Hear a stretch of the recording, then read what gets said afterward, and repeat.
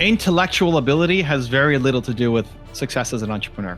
High school doesn't really give you the tools to know what you want to do. They give you tools like math and science and English, but not like life planning skills. I think what smart people do is often find really smart reasons why they can't win. You don't win without working hard, period.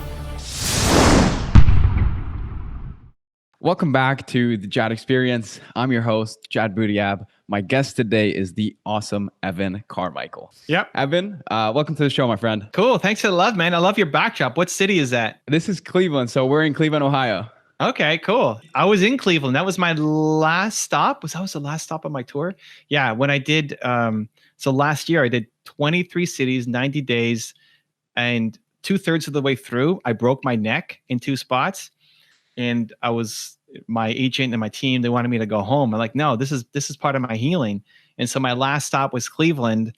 And I did the presentation, sitting at the front, broken neck, got pillows on me and like ice packs. And I remember once we finished that, I just lay on the floor and collapsed for, at least half an hour, just totally exhausted, like gave everything I had. So Cleveland, I even have this book here. So we made this book called Make the 2% Happen, which is a journal for people. And it says Believe Tour, and then says Cleveland 04, 09, 19. It might be hard to see on the camera, but we gave this to everybody who came to the last event because it was our last event on the tour. So warm spot in my heart, even though it's probably cold right now in Cleveland, but warm spot in my heart for everybody from Cleveland. You're a warrior. You made it through that setting there. And we would love to have you back in. I know travel restrictions now and everything else, but built to serve, man. I mean, very exciting stuff. Before I dive into it, I wanted to kind of just give a brief background on you to the listeners. I guess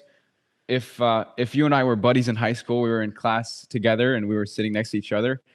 Who was Evan back then? Like, what was it like? Who were you? What was the character? What was the personality like? In university, so let me go back. Super introverted, not a ton of friends, very shy, didn't talk to anybody.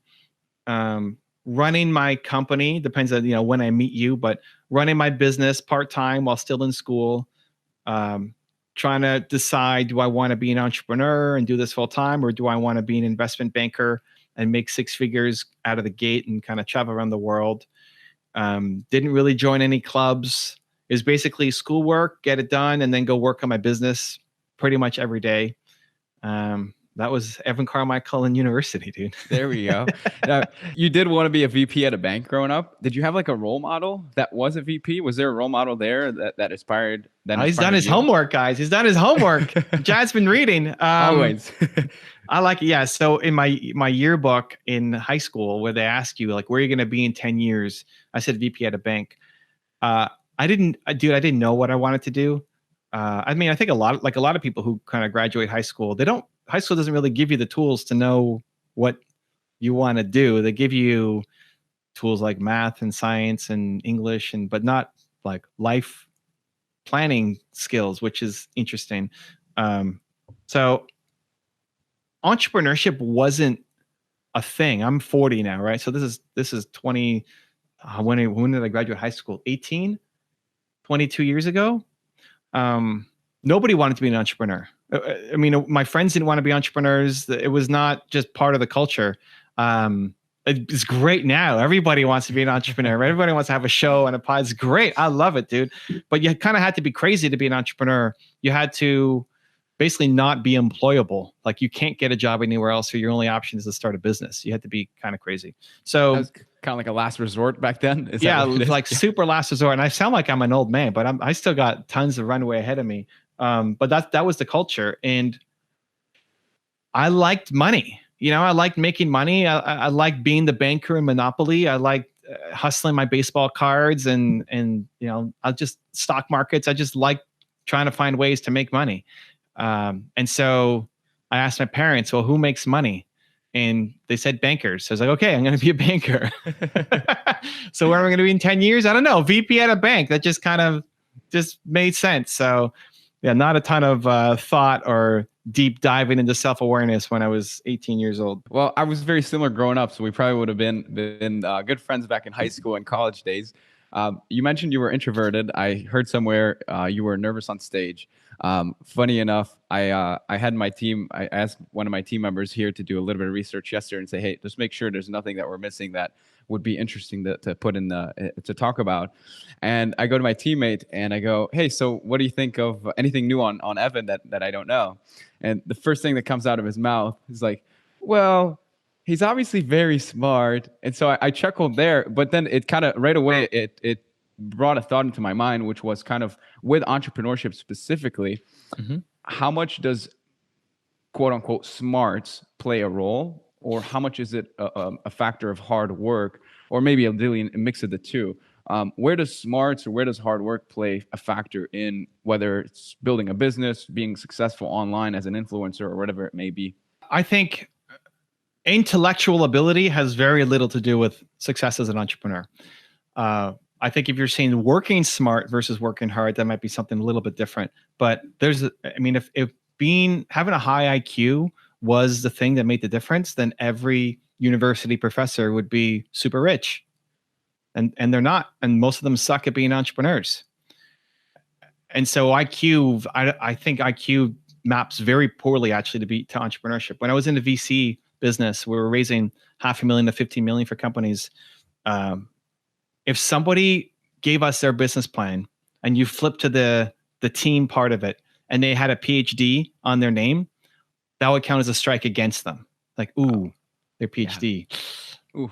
Like no street smarts. That's a big statement. Yeah. Like it's a strike against them. It's against them. Where in the typical world where you're hiring people like, oh, I got PhDs on my team, you think they're super smart. But in the entrepreneur world, and I didn't set this rule. I was 22 years old. I was just kind of following the model. That's what VCs were saying, right? These guys who are in their 60s or 70s and built giant companies and invested in tons of companies.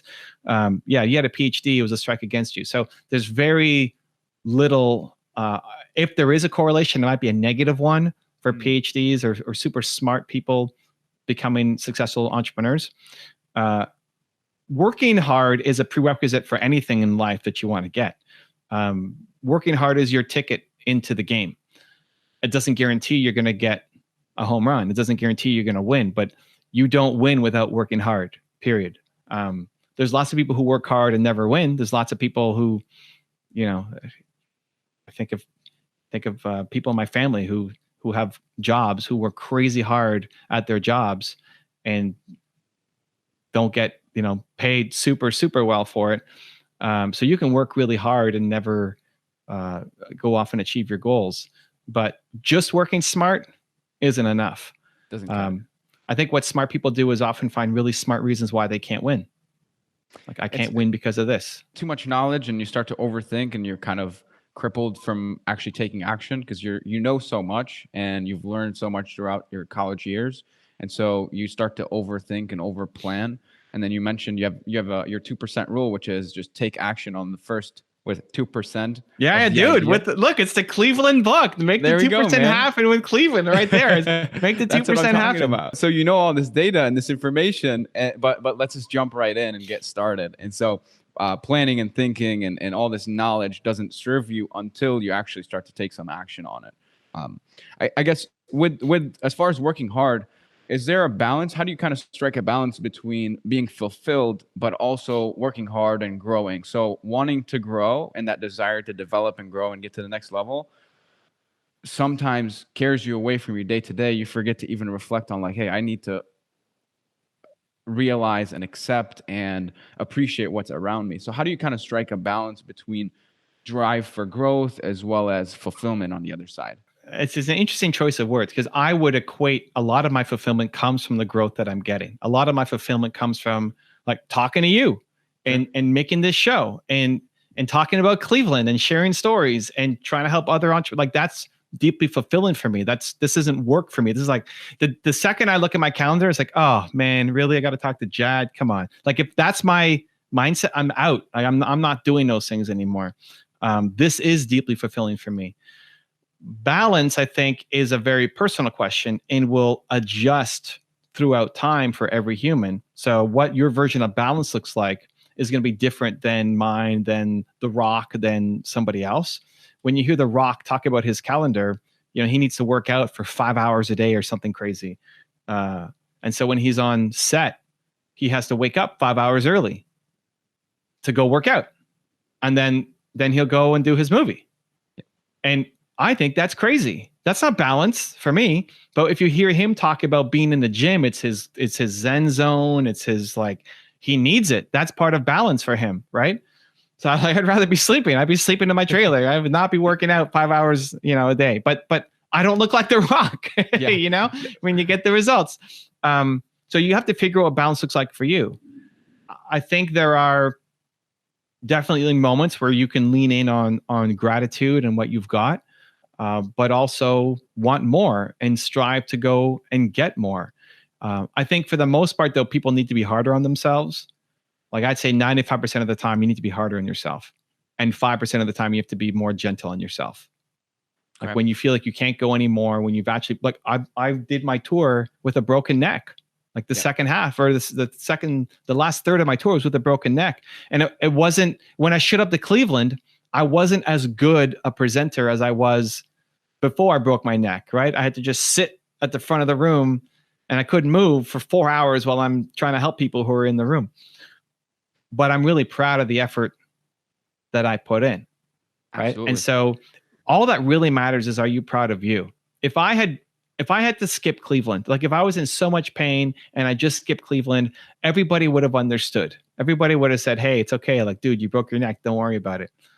And if I was proud of that, then fine.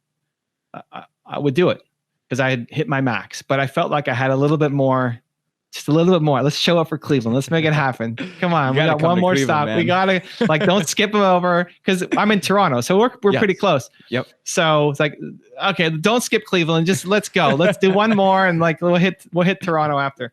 There you go. Yeah. And I'm proud of that. So all that really matters is, are you proud of you? Not what other people say, but when you look at yourself in the mirror, are you proud of what you put in today? And if that means you need to lean in on gratitude one day, and the next day you have to lean more into working harder for your goals, that's the inside game that everybody needs to play. But in general, I think you need to be much harder on yourself, because you're capable of more. Mm-hmm. And you need to push that. Just move the brake line. Sure. Like, wherever you would normally give yourself a break, just move it a little bit. Don't like get all the way out here. It's just like, just move it a little bit. Just an inch. Just move it. Just move the brake line forward just a little bit. 1% better every day, inching forward. And that's when you start to, like, you pat yourself on the back. That's when you actually start to build self-respect, self-love, self-belief, self-confidence from doing the thing that you didn't think was possible yesterday. That's the perfect segue into kind of where I was going with this. Kind of building that belief in yourself. You're on a mission to kind of solve that problem, right? It's one of the world's biggest problems in your view. People not believing in themselves enough. I guess I agree 100%. And I feel as if it's through overcoming certain challenges, like showing up to Cleveland with an injury and still pushing through and persevering and having a great event regardless, right? And you feel great about it. I guess, where do you think the problem of having that low self-esteem come from? Is it like in early childhood days when you're growing up, and is it like not enough push and encouragement? Is it simply, the social media have an effect when we're comparing? Like, where's that issue coming from specifically? Yeah. So, when you were born, you didn't come out thinking, man, I suck. It's like, that's not the first thought that comes out. That wasn't my thought. That wasn't your thought, but it's nobody's thought. Like, nobody comes out and says, I suck as a human. You didn't care what other people thought about you. You're like pooping all over the place. Like, so you were trained, right? So those negative self thoughts that you have, and not just you, Jad, but everybody has, were given to you. Other people put them in. That's not your voice talking. That's somebody else's voice talking to you. So that's already the first step, is to piece that out. Like, you think it's you telling, that's not actually your voice. We need to kick that voice out, because that's your mom's voice, or your grandfather's voice, or your teacher's voice, somebody else's voice telling you that you suck, because you weren't born thinking you suck. So the next step is, okay, I need to start to eliminate some of these people who are bringing me down, who I feel worse about myself after. And it's just, use this as a test. After I spend time with this person, do I feel better or worse about myself? you're leaving them, you had a call, you had a lunch, whatever. Like, do I feel better about myself or worse about myself? Like, I love Jad's energy. I'm doing interviews all day. In my next interview, I'm taking a little piece of Jad with me. Like, he's giving me a little boost to take to the next call I'm doing, right? That's a good thing. So, maybe your mom is a negative, or your best friend from high school is a negative. And so it's just auditing that and supplementing with things that make you feel better. And that could be people in your life, but it could also be online resources, right? Like, how many episodes of this show do you have, Jad? This is number 3. Great. And how often are you going to make content ongoing? I'd love to get to your level of 3 videos a day. We're looking to do a video minimum every single week. And then we're looking to just keep ramping up. So if you like Jad and his content, you got 2 other episodes to go back and listen to. And now you got 1 a week coming up, right? And so find other people like Jad. If it's my content, if it's Gary, if it's Mel, if it's Grant, like whoever the person who makes, again, I feel better about myself after I've watched this video, then have more of that in your life. And it will, what's going to happen is if you listen to Jad every week, like you got Jad in your ear, what's going to happen is you're going to start to think a little bit more like Jad. You're going to start to see the world a little bit more like Jad. You're going to have the mindset a little bit more like Jad. And then he'll pull you up. He's like sprinkling little Jad pixie dust on you every week with his new episode. And you start to act and think and feel a little bit more like Jad. And that's what you want. Because right now you're acting, thinking, and feeling like the people who put all those negative thoughts in your head. And if Jad starts coming on the air and says, hey, you suck, don't believe in yourself, I hate you, great, then don't listen to Jad anymore and go find somebody else, right? I mean, I won't listen to Jad anymore. And you move on to something else. But like, that's the whole point. And whether you like me or not, there's lots of people creating content that now you can be around every day to start to lift you up. So step 1 is recognize that voice isn't yours. Step 2 is eliminate the negative voices around you and supplement it with positive voices, even if it's just aspirational from YouTube videos or books or podcasts. And then step 3 is showing yourself that you do difficult things. So you can get belief by having Jad say that I believe in you, and it gives you a little more encouragement, but you still have to do the thing, right? You want to work out. You can't just read about doing squats. You have to do the squats to get the result. You can't just read about how to sell. You have to sell to get the results, right? So you got to actually do the work. And when it's difficult, that's when the self-love and self-confidence and self-pride comes in. So in that process, you start to gain more self-belief by doing the difficult things.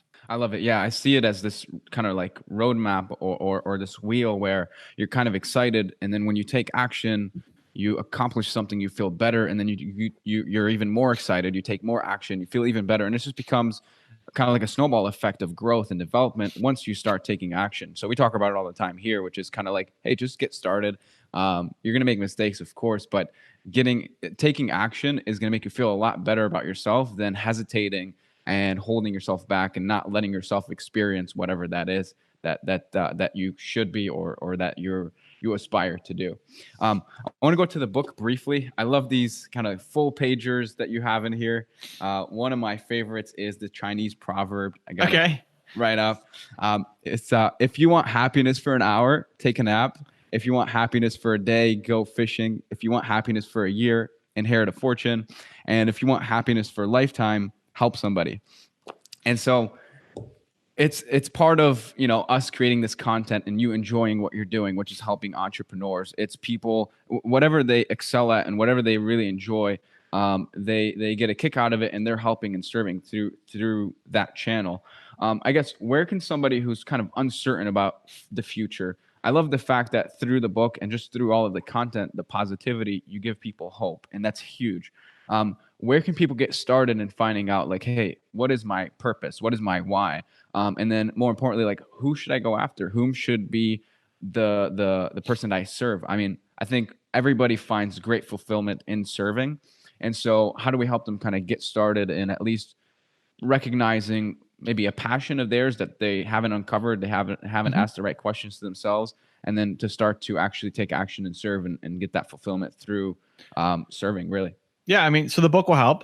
There's a lot of exercise in there. It's pretty cheap to pick it up, affordable. We go through a process: who, why, how. The why is your process, is your purpose. So, your why is your purpose. Your purpose comes from your pain. Whatever you struggled the most with as a human is what you want to help other people with for the rest of your life. If you think about the most painful moment in your life, not physical pain like me breaking my neck and being in Cleveland, that was a lot of physical pain, but emotional pain. When did you feel like worthless as a human being? Understand that there are millions of people right now who are feeling that exact pain that you struggled with and suffered through. Your purpose is to help them not struggle or suffer as much. So the content I make on my channel is still for 19-year-old Evan.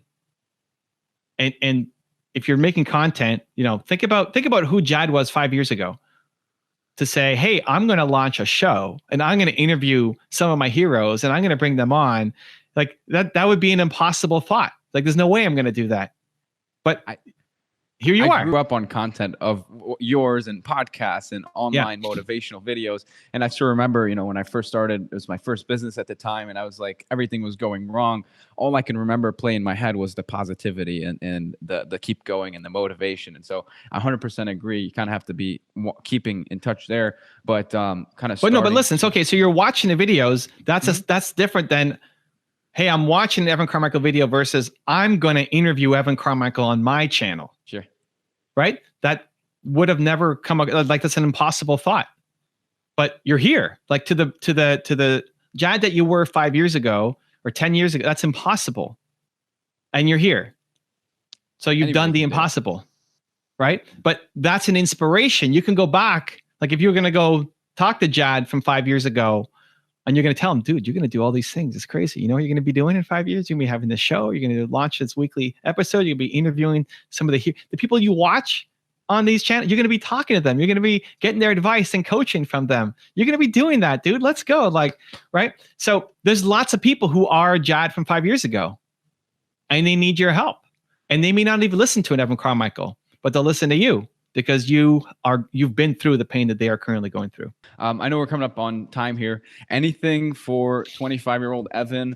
Anything we want to talk about in the book? Where can people find it? And then kind of some final notes there on your side, on your end. Anything for the listeners? Yeah. So if you want to pick up the book, you can get it on Amazon. If you want a signed copy with a bunch of bonuses, you can get it off my website, evancarmichael.com. The question for 25-year-old Evan, I used to hate this question because I can't go talk to 25-year-old Evan. Like I can't do it. So I spend zero time. I'm 25 today. Give me some feedback on that. Well, here's the thing. Like, what's your most important? Did you go through the who, why, how exercise? Yes. What's your who? What's your most important core value? So mainly integrity. Okay, integrity. So if you were going to go back to 19-year-old Jad, the message needs to be integrity. What you would tell him is have more integrity. And that plays out in a bunch of different ways for Jad's 18-year-old life. And that's great. The message to your younger self is your most important core value. Like if Jad at 18 had more integrity, you'd be living a different life right now. But it's not that helpful because you can't go back to talk to 18-year-old Jad. But here's where it becomes super practical and why I ended up loving this question. 80-year-old Jad coming to 25-year-old Jad, the message is still integrity. Like the thing that you still need the most is integrity. The thing that's preventing you from the next level is still integrity. More integrity is what more belief is what I'm missing. More belief to do the next thing. Yep. And so now it becomes highly practical to say, okay, I need to have even more integrity in these areas. People will look at you and say, well, what do you mean? You have so much integrity. You're doing everything, but it's just they have lower standards for what integrity means. Sure. And if you want to actually get to the next step, it's raising your own bar for what integrity looks like in your life. And if you actually applied that, you'll become an even bigger version of Jad. I love it. Super simple, super, one word, which is essentially your who, and very simple enough to kind of get back to it. This has been a lot of fun. Thanks so much for tuning in. EvanCarmichael.com for the book. And Evan, thanks again for joining us. This was great. Appreciate you, man. Good luck. If you want to see another awesome interview I did, check the video right there next to me. I think you'll enjoy it. Continue to believe, and I'll see you there.